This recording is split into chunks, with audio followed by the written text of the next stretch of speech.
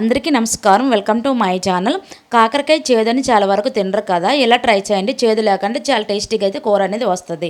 ఏంటంటే ఒక కళాయిలో కొంచెం ఆయిల్ వేసుకొని ఉల్లిపాయ ముక్కలు, టమాటా ముక్కలు, జీలకర్ర వేసుకొని బాగా ఎగిపోయినాక మగ్గిపోయినాక అవి తీసి పక్కన పెట్టుకోవాలి. అదే కళాయిలో కొంచెం ఆయిల్ వేసుకొని మళ్ళీ కొంచెం మినపప్పు, శనగపప్పు, ధనియాలు వేసుకొని బాగా ఎగిపోయినాక వీటిని కూడా తీసి పక్కన పెట్టుకోవాలి. ఈ లోపు అయితే మాత్రం కాకరకాయలని 1 ఇంచ్ మందంతోనైతే కట్ చేసుకొని రౌండ్గా కట్ చేసుకొని లోపల ఉన్న పిక్కలు ఉంటాయి కదా అవి కూడా తీసేసుకొని కొంచెం ఆయిల్ వేసుకొని అవి కూడా వేసుకొని బాగా మగ్గనివ్వాలి. ఈ లోపు మగ్గిపోయిన ఇవన్నీ కూడా ఉన్నాయి కదా ఉల్లిపాయలు అవన్నీ కూడా వాటిలో కొంచెం కారమును, తెల్లుల్లి, సాల్ట్ వేసుకొని మిక్సీ పట్టుకోవాలి. వేగిపోయిన కాకరకాయలో ఈ మిక్సీ పట్టుకున్న పేస్ట్ అయితే ఉంది కదా అది స్టఫింగ్ పెట్టుకొని ఒక కళాయిలో కొంచెం ఆయిల్ వేసుకొని ఈ స్టఫింగ్ పెట్టుకున్న కాకరకాయ ముక్కలు అవన్నీ కూడా వేసుకొని మీడియం ఫ్లేమ్లో అలాగే వేపుకుంటే కాకరకాయ కారం అనేది రెడీ అయిపోయిందండి.